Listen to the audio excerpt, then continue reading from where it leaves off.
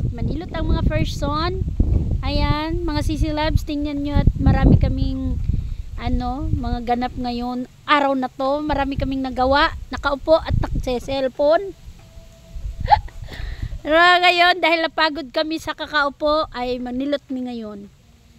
Ayan, watch nyo kung ilan ang buko na ibibigay sa amin, na makainom kami ng refreshing na buko. Ayan.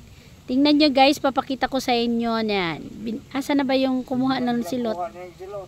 Ha? O, ayan guys, may kinuha na tayo ng silot.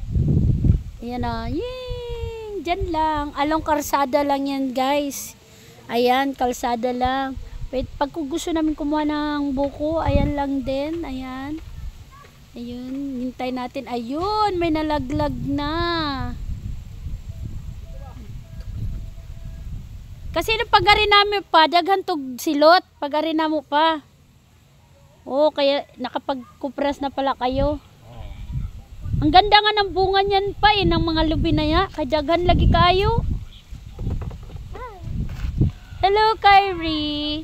Hello. Hello. Oh, yun na, Kyrie. Kuya do, ayun na. Marami nang laglag. 10 lang. Huwag nyo nang damihan. Ako, si Papa mag-uol na. Guul na ang aming father. Wala na daw bunga ang kanyang mga kalubian. Dahil inubos na daw namin kakapanilot. Lagi daw dito kinukuha ng buko. Ayan.